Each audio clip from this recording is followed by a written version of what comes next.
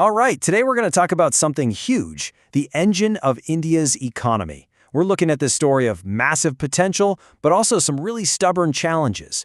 And more importantly, we're going to look at the blueprint to unlock all that power. So yeah, let's just dive right in. Okay, let's start with a number. Just one number, 63 million. I mean, just let that sink in for a second. That's roughly how many micro, small, and medium-sized businesses, MSMEs, are out there in India right now. It's a staggering figure, and it represents a huge slice of the country's economic pie. And really, make no mistake about it, these businesses are the backbone of the economy. But, and this is kind of the whole point of our story today, there's a problem. For all their importance, most of these businesses, the vast majority, they just hit a wall. They're struggling to grow. They aren't scaling up. So that's the big question, right? What exactly is this wall?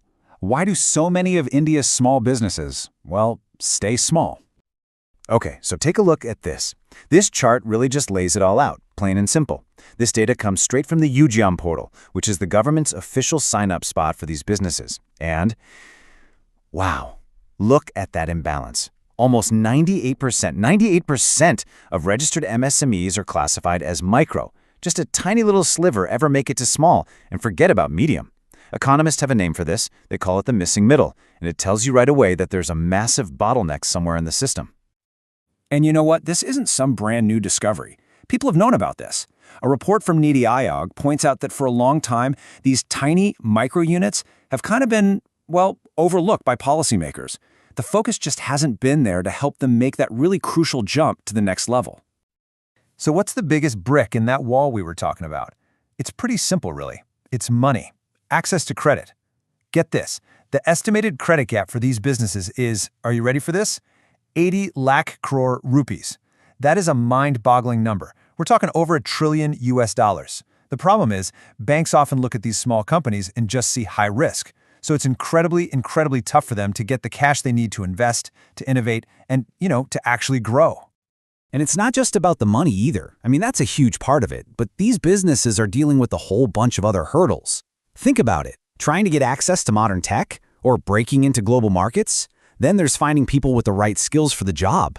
And on top of all that, you've got this maze of complex rules and regulations. It just all adds up.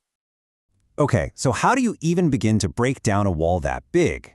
Well, the first part of the solution we're looking at is a major policy shift. It's a top-down approach, a total rethink of how we support these businesses. And it's all centered on this one idea, clusters. Now hold on, you might be thinking, India's had business clusters for years. And you're right, but the old way of thinking was mostly about geography. A bunch of textile factories all in the same district. That's a cluster, right? Well, this new blueprint is different. It's based on ideas like Porter's diamond model, and it sees a cluster as more of a living, breathing ecosystem. It's not just about being neighbors anymore. It's about the connections, the web between the companies, their suppliers, local universities, and yeah, even their competitors, that really sparks innovation. So this new model, it's built on 4 key pillars that all work together. First up, you've got factor conditions. This is the basic stuff, the ingredients you need to cook with. Skilled workers, good roads, reliable power. Second, you need good demand conditions. Basically, you want smart, demanding local customers who push companies to be better. Third, you need related and supporting industries. Think of it as a strong local network of suppliers and services that everyone can tap into. And finally, and this one is maybe the most important, you need firm strategy and rivalry. Because honestly, nothing makes a company better, faster than some healthy competition right across the street. So the goal here is pretty clear, right? It's to move beyond just being a bunch of businesses in the same zip code. The idea is to turn these clusters into a powerful, collaborative engine for growth, one that lifts everybody up.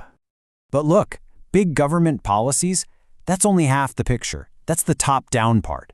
To really make this work, you need action from the ground up, inside the companies themselves. And that brings us to the second piece of the puzzle, something called the power of lean. So what is lean manufacturing? In a nutshell, it's about being obsessed with efficiency. It's all about hunting down and getting rid of anything in your process that doesn't add value. Wasted time, wasted materials, even wasted steps walking across the factory floor. The analogy on the slide is perfect. It's like the Marie Kondo method, but for your business. The whole point is to make things faster, cheaper, and better by getting rid of the clutter. Now, I know that can sound a little abstract, so let's make it real. Let me introduce you to a company called MSMEs India. They're based in Bangalore, they make telecom systems, and they actually participated in the government's lean manufacturing program. And the specific tool they used is something called Kaizen. It's a Japanese philosophy, and the core idea is pretty cool. It's not about making one giant revolutionary change that disrupts everything. No, it's about making small, continuous improvements every single day. And it's about empowering everyone from the CEO to the person on the factory floor to be a part of that. And the results, well, they speak for themselves. I mean, look at this. After bringing Kaizen into their workplace, Phonai saw productivity jump by 30%, quality up by 30%, and their manufacturing costs, they dropped by 10%. These are not small tweaks, people. These are absolutely transformative results. So what does that actually mean in terms of money for their bottom line? An annual savings of 5 lakh rupees.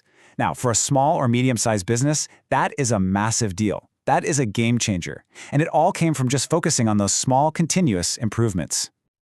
All right, so when you put these two big ideas together, the clusters and the lean manufacturing, you start to see a really clear path forward.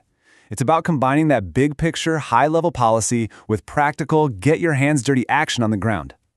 So here's the blueprint in 2 simple steps. Step 1 is the macro stuff, government policy focused on building those dynamic, competitive clusters, creating the right environment. And step 2 is the micro stuff, individual businesses taking action, adopting efficient practices like lean to make themselves stronger and more competitive. And here's the kicker. You absolutely need both. You can't just have one without the other. The first path, the policy path, creates the right environment. It's like preparing fertile soil. But the second path, the action from the firms, that's what empowers them to actually thrive in that environment. They really are 2 sides of the same coin. So that leaves us with one big, crucial question at the end of all this. The blueprint is there. The potential is just undeniable. But can India actually pull this off? Can it really implement this 2-pronged attack and turn those 63 million small businesses into an army of global powerhouses? The answer to that question, well, it's going to shape the entire future of the Indian economy.